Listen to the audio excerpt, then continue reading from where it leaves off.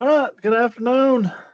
This is the last Hatz training course during this free trial, and I just kind of want to get to it. Hopefully, everybody's well today. I think we got a few other businesses that have signed up for this, but we'll be recording it and we'll be sending it out to the people who like to watch it later. Saying that, if you have any questions, feel free to stop us at any time, and we'll take it from there. So let me share my screen here to show what we're going over today, and we'll get to it. All right, first thing I always like to do is, can you in fact see my screen? Yes, we can. Perfect, thank you. So today, with the last one, I thought we'd go over some more advanced type topics, and of course, any questions.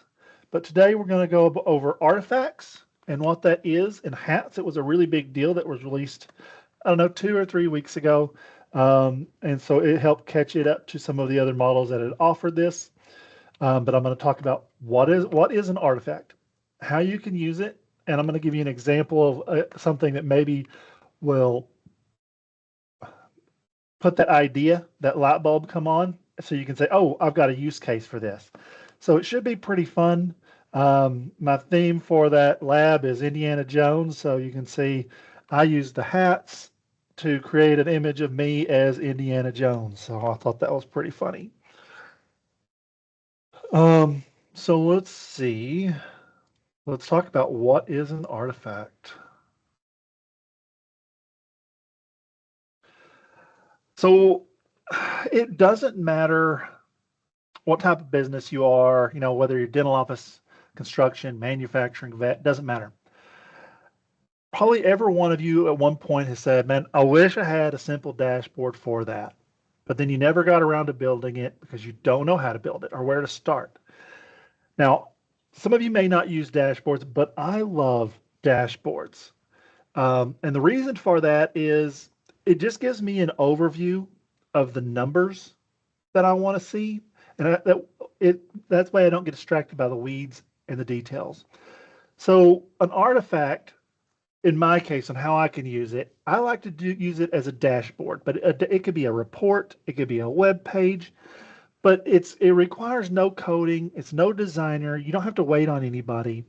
Basically, what you're doing is you're uploading your data, whether that's a CSV, whether that's a PDF, whether that's an Excel document, whatever it is. And you're going to let AI create something for you, whether that's a dashboard, some sort of sample off that data. And it's going to stick around after the chart uses, and you're going to be able to share it with your whole team. And you can update it anytime by using Hats to either you can upload new data to it or something like that. And we'll talk about some advanced ways that you can do after you've got your first artifact done. But for now, I want you to think of an artifact as something that you're creating from data you have to make it easier to see that data. Something that you can think of that's going to visually represent that data in a way. That's what I see as an artifact. However, saying that, it can just be documents and things like that. But what we're going over today is that idea of dashboards, because I think there's a lot of use in that. So, and I want to show you what that looks like.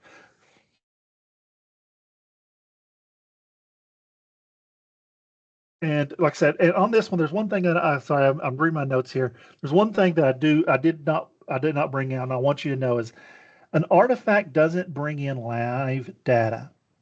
Okay, that's going to be, I'll show you, I will talk a little bit about that after I create the artifact. But the artifact uses the data that you have inputted or you've added in AI. Okay, so live data is when you start building things later, and that's a more advanced topic. But first, we got to get there. So this always goes from I have zero idea what you're talking about because probably didn't explain it well, to we're going to show you, and we're going to give you those ideas. That way, when we're done, you can build something and you have an idea of what I'm talking about. I know that words does not do this justice, but it's still something I need to go over before I just start doing it. or at least most people tell me that. Try to explain it the best of my ability and then show you. I'm somebody who just likes to dive into things, so that's what we're going to do next. I'm going to share now my screen, and I'm going to take you into Hatz, and I'm going to show you what I'm talking about when it comes to artifacts. So here we are, and let me move this one thing out of my way. So here we are in Hatz. Okay, I know that everybody here has seen it. The people that's going to be watching it has seen it. So when we log into Hatz, it either takes us to home or it takes us to chat. So the first thing we're going to do is we're going to go into chat. Now, when you're building artifacts, you do want to make sure that you're using a model that's going to get you there quicker and more. You want a stronger, at least a mid to more professional type model. Now, I like using Claude Sonnet, so that's the one I'm going to choose. But again, you can come up to Code and Technical. Remember, we talked about models, going to your models and seeing which one you want to use. And here's some that it recommends. Now, I'll be honest, I like to use my favorites. So I'm going to come over here and I'm going to choose, let's see, I don't even see it. I'll say all models. I'm going to choose Sonnet, even though it may not necessarily be a code one. Then under tools, you can choose auto tool. I personally like to actually tell it what tool I'm going to use. And the tool for today is going to be code execution. And that's the only one.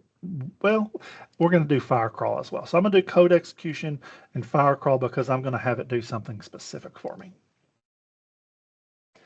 Then I'm going to come in here and I'm going to tell it what I want to do. So let's do my prompt here. I'm going to just speak it. Using the attached spreadsheet, build me an interactive HTML dashboard called the Lost Artifacts Recovery Command Center. Pull from the recovery request and expedition sheets to show open recovery requests by priority, SLA compliance rate, average resolution time, expedition budget versus actual cost. Use an ancient artifact adventure theme with color-coded status indicators, green, yellow, red. Style it to match the branding at www.realitsolutions.com. Add the summary at the top, written like a field report to Indiana Jones, telling him in plain language what needs attention right now.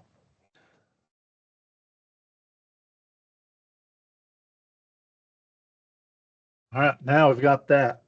Now I'm going to add my file. And I'll show you what this looks like while this builds.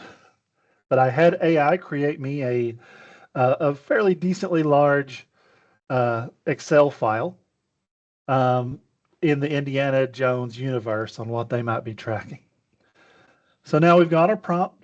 I've added our Excel file. We've added our tools. We've chosen our model. We're ready to let it cook. Now it's going to start generating. And while that's generating, because it takes a few minutes, I want to show you the file that I had created so you can see what the difference is. So when I created the file, I wanted an Excel spreadsheet. Like I said, using the Indiana Jones universe, because I thought that was kind of an interesting, fun way that could show all kinds of different businesses without showing one specific vertical. But you can see it's like, okay, well, here's a whole bunch of information from that universe. Let's see if we can't make this bigger.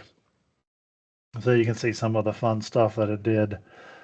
But it just went off. I didn't take very long to do, but that's the information that it gave me, which is really, I mean, y'all see these Excel files all the time. I get lost in the details, so I like creating dashboards to just give me that summary. Oh, it looks like they had a problem, so okay, inspect this.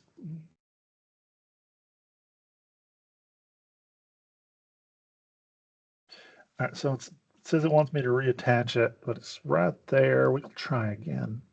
Sometimes that happens. I love it when it happens in a demo. Just makes my day. But that's okay. We'll see if we can do it here.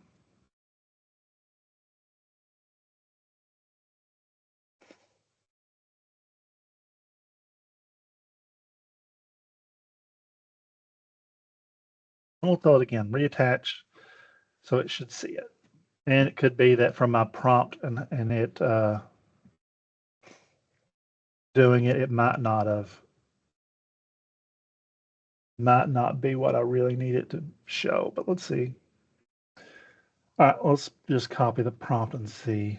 Let's go to chat again. Let's do it this way. Again, I'm going to select my model. I'm using Anthropic. I want Sonnet 5.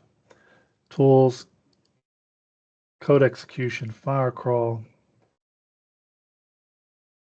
Attach this again. This time I actually have the name of it spelled correct instead of just speaking into it. I've been speaking into it because it seems to make it's a little bit faster than, and you understand like what I'm prompting it, but we'll just copy and paste it and see what happens here.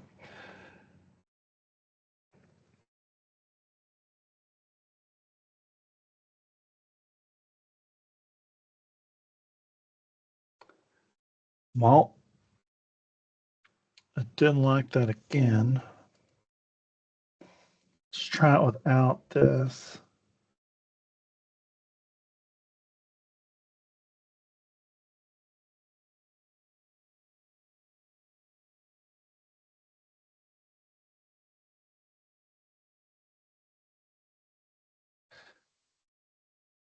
I don't know if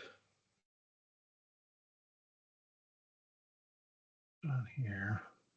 You see my prompt here. If something's wrong from the sheet, yeah. We'll say pull from the attached sheet. I know this worked earlier. I tested it using the attached sheet. All right, let's try it one more time.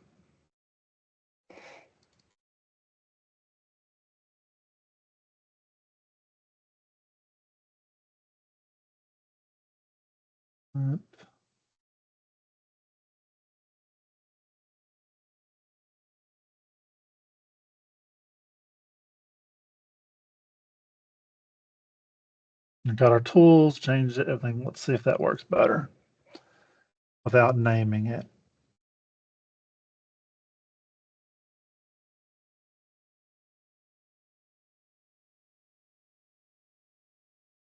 All right, I think we got, nope, still not coming through.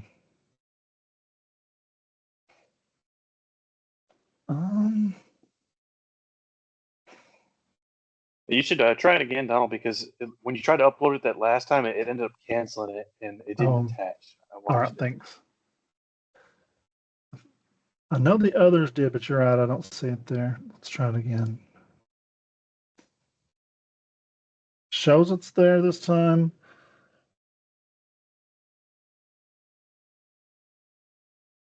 Thanks, Jordan.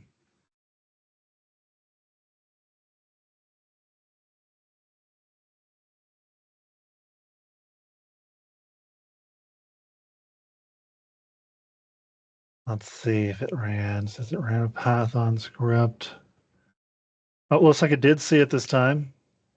So it's actually doing something. So awesome. So just some things that we saw. It didn't like me naming it for some reason this time. And then I didn't have it attached this time. So changing it to just attached sheets, both in those prompts, seem to have done it. So this is why we demo. Sometimes our prompts aren't always correct. Sometimes we speed through things, and that's what happens. We just have to go back, see what was wrong, and make that correction. So now it says it has all the data it needs to build a full dashboard. Now, and we should see kind of what this looks like. I think it's going to be a good exercise on what this dashboard will look like. So as that's building, I'm curious, because it's going to take a few minutes, and I could go and look at an older one, but does anybody have any questions from what we've done in the past with Hatz whether that's prompting or how the workflow works, or apps or agents or the differences. Is there anything that you have a question on that I can answer while this is going?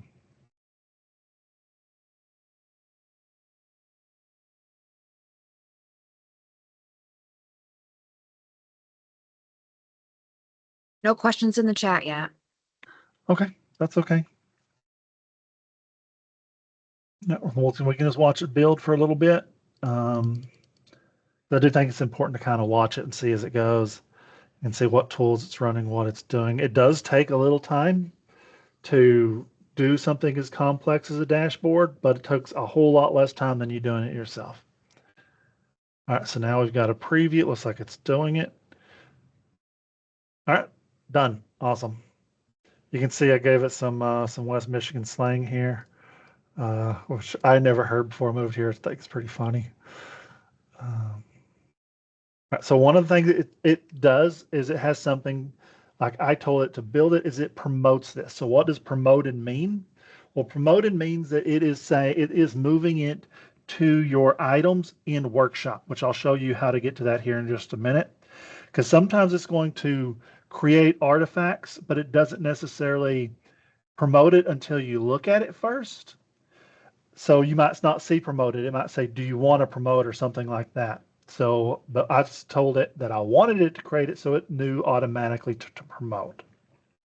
So from here, since you just promote it, you don't have to go to workshop. All you got to do is click preview and it's going to bring that up. And here's what we've got. It brings up, if you didn't understand, if you didn't get what I was talking about when I was explaining what a dashboard is, here's what it's talking about. You can see it's got the Lost Artifacts Recovery and Command Center 2. It's powered by Hatz AI, managed by Real IT Solutions. So it took all that information from our website. We got our summary report. We have, remember, we're doing widgets, so we want widgets and things like that, dashboard, so that we're not looking in the details of a spreadsheet. We can just see there's 135 open recovery requests. We can see the time it's taken, the budget variance. It allows us to just look through the critical watch list that we want to see. This compliance, all kinds of things through here. So it just creates that dashboard. Now, one of the things that you can do later is you can always come back in this dashboard and you can add. So you want to edit something. We can say, let's see, there's that widget, open recovery request by priority. We can say, can you make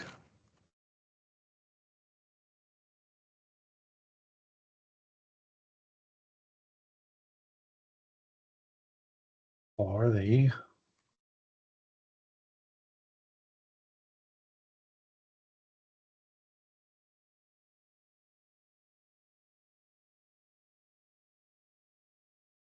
So all you have to do is ask it what you want it to do. So I want you to create a drop down of priority for that specific widget.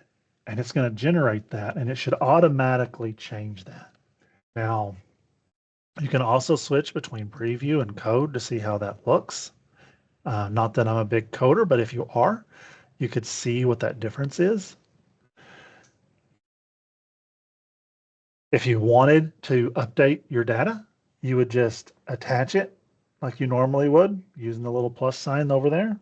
But now using artifacts instead of in chat where you chat something, download it, then you make updates, have to re-download it. You can now make edits as you watch your dashboard in real time. That was a really big update by Hatz.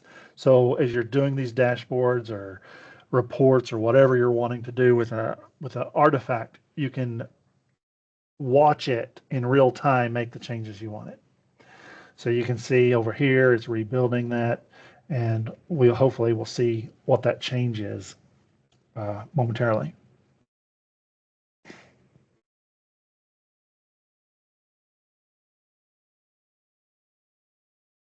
Any questions so far about what I've gone over and what an artifact is and how to edit it?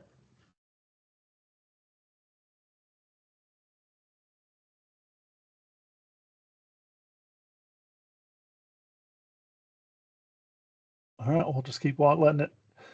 Oh, looks like it did it.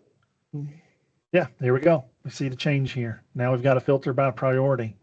We can change critical, medium, low, and you can do this throughout the entire widget, just tweaking those little things each time that you see. I want this different. I want this different. I want the color different. Whatever you want to be. I have something on here and in your data that is different that you want to see. All that through here. It's taking the data, and instead of being consumed by the weeds of it, getting what you need at a glance. That's how I really see artifacts making that difference. I would say that, and to remember as this data, it's not live data at this point. For that, you have to have something a little bit more advanced. So when I talk about that, what is that? Well, you would download this artifact and that information, and you can actually use Hatz to code. Like, have you ever heard of something called Claude Code? That's where you start doing your building like AI apps, and maybe you've heard of vibe coding. That's what we're talking there. You can use Hatz to vibe code, and there's a couple of ways. I know Jordon has created his own little plugin. That's, I shouldn't say little, like I have no idea how he did it, but he created a plugin for VS Code so that he can use Hatz AI to code an app. You can also use something called Open Code that is free to download, and you can use your Hatz API to get that. Now, I want to show you where you can go real quick, and I know I mentioned this in a different one, where you can go to get your API. I want to say it's in Workspace. You go to API keys now, and you generate one. Now, I've not generated an API key in this, so what I could do is I can go ahead and show you what, you just put in a name. I would say demo API, generate API key.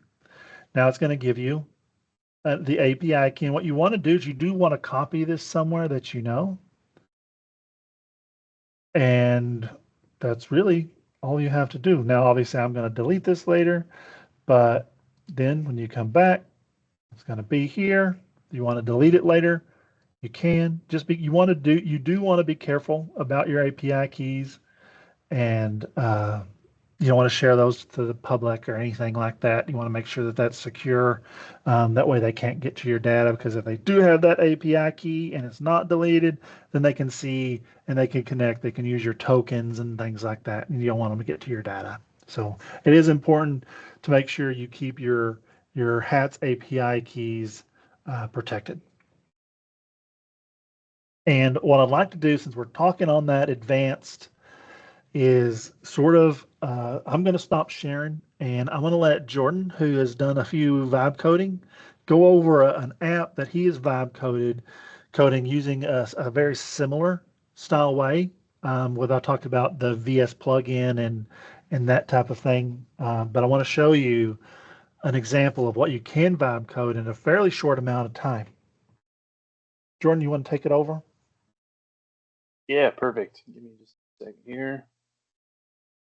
Should be able to see it clear. This is what we call the word vault. This is something that I've been coding on for a while, kind of in parallel with the work I've been doing.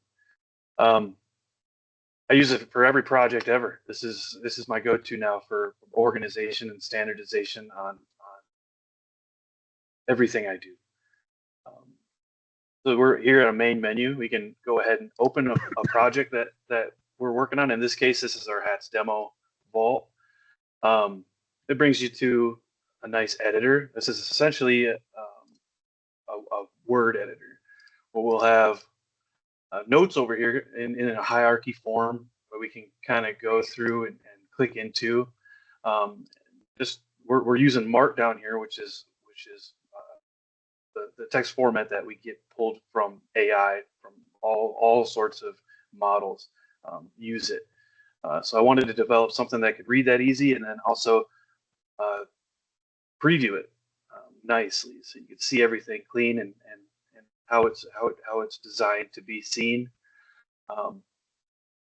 Yeah, you can kind of go through. You can kind of imagine how far you can take this, and every project is condensed into its own little vault. Everything lives in this folder here. You have graphs that we come up with that connects everything with hyperlinks. So I have expertise is attached to anything HR related. It'll automatically connect. You can easily jump over and you'll get links from other documents that you're looking through that you might need a reference from. You'll have a canvas up here for quick notes. Hey, I'm on this meeting right now. I need to take some notes. I can set it up here. Notes while I'm in the meeting. Kind of like a sticky note, essentially. We have a whole calendar built in here that's gonna lock in the lunch and learn we're having today. We can get that set up in here and get that connected into specific notes that we're having. If we had any questions we had to fall back on, we can do that. You got a Kanban board that kind of goes through different projects you're working on and priorities and review. It just kind of shows the possibilities of what's possible. I'm not a software developer, even slightly. This is what AI has given us the ability to do within seconds. We got a whole dashboard, just like we were talking about with with artifacts, right? You want information based off of what you're seeing. This is essentially what it's doing. You're getting that all in here, all your data, just for this project you're working on. Yeah, this is showcasing just what the possibilities are when you start diving into the vibe coding side of things, and you have an idea. Maybe you're not a software developer, but you have this idea that you want to do. Well, it's possible now. Everything's possible. Just the amount of time that you're willing to invest to doing it at this point. But yeah, this is the word vault. Show that off. Awesome. That's great. Yeah. So like for Jordan, one of the things, like when you thought of doing a word vault, that's because, Jordan's starting to develop projects, develop things using AI. So he's like, well, how do I keep, imagine this is how you thought about it, is how do I keep all this in one place? Sometimes that's interconnected. So when he does like his graphs, it's showing what's interconnected, what's not. But it's an easy way to show where his projects and everything in one place. But really the use cases are your imagination and your business. So like one thing that we've done is we vibe coded our quoting app because we didn't like what was available. We wanted something specifically. So like that's what we did. We said, here's what we know we want. And by doing that, we're able to cut cost on that software because now we have something that we've done that we like and that saves us hours of time.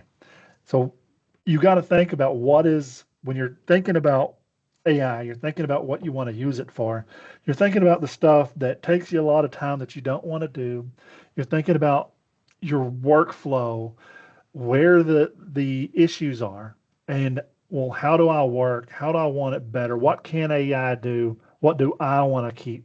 Well, we've talked about that type of thought process before, but that's really what you're thinking of. What is worth my time to save time? Because yes, with AI, you are going to burn some time creating that, but you're also going to save time in the long run, hours in the long run by doing that type of thing.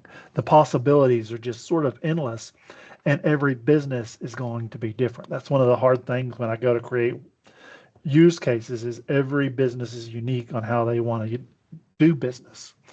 And where before you were stuck behind one specific platform and you had to use it because that was what you're paying for, that's what you have. And now you're like, okay, it's come back to what actually do I need? How do I work? And how do I want to go forward? So now it's gone from, here's what you have, make it work, to, you know what, my make it work is going to be, I'm going to make something for me and how I want to work, which is, I think, one of the big things that I love about AI now. But I could pause there. Is there that brings us about halfway through about where we need to go and where we wanted to be today? Is there any questions about Hatz in general, about workflows? apps, anything about the AI or hats that you may have.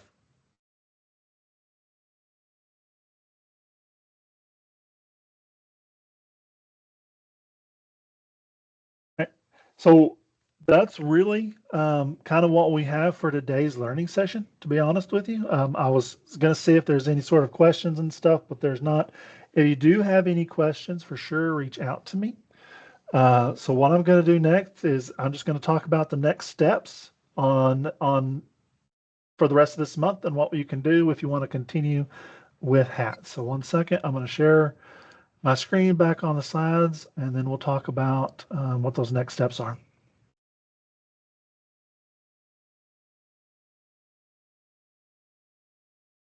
So right now we're talking about the packages, and now I know what I can see the reports on what everybody's using on the packages, and I know about what one they need to be in.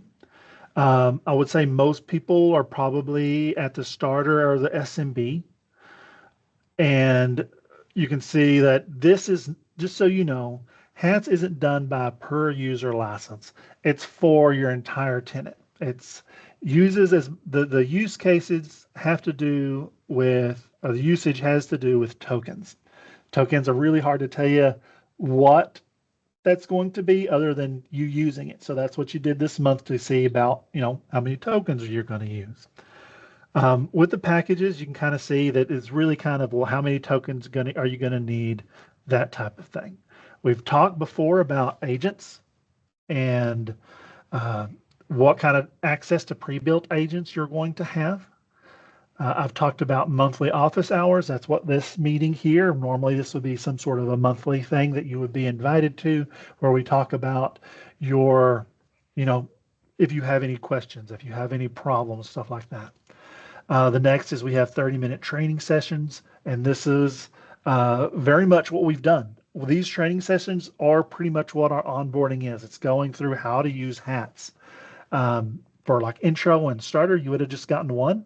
But this month, since we've done the trial, you've gotten pretty much all of them. All of them except for what we call the use case, where we talk to you directly and we come up with use cases for your business so that we can start building some of those apps and agents for you. And then we have a bi-monthly user group that we've partnered with other MSPs that really, it says bi-monthly, but it's actually weekly now, that you would get access to starting at that starter. The custom agents, it talks about how many will build for you. And then we've got the price on how much that costs as one monthly cost. Now onboarding, for this, since you've gone through so much of it already, there's going to be some more things that you can do in onboarding that we would walk you through, but we are going to cut that if you sign up in half. So that's going to be 50% off that onboarding fee. If you're unsure of what your usage is, you can reach out to me, but you should be able to see it in your workspace under usage about what you've done. So if you go to workspace and then usage, you'll see what your usage was this month. But if you don't have access to that because you weren't an admin or you weren't sure that you needed access to that, if you'll reach out to me, I can give you that access, or we can talk about what your token usage was as well. If you do have any questions on the packages, I'd say please reach out. I'm more than happy to answer any of those questions. I do need to know that hats will turn off at the end of the month. So if you do want to keep it, I do need to know from you that you want to keep it. Otherwise, it will go away on the last day of this month. And finally, the last thing I wanted to tell everybody about is our open house. And Megan, I want to see if you can talk about that real quick. Yes. So this year we are celebrating 20 years of Real IT and also 1 year in our new building. So we're having an open house on the 21st from 12 to 5. We're going to have food and office tours, networking. Donald's going to do a couple of AI workshops. So come join us to celebrate, and it'll be fun. Awesome. Thank you, Megan.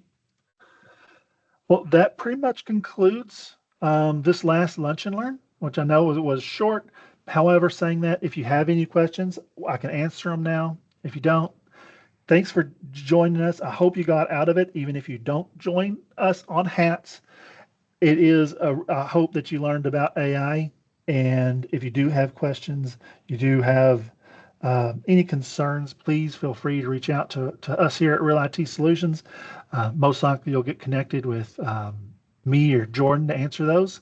But Megan also knows quite a bit about AI and can help you as well. So thank you very much.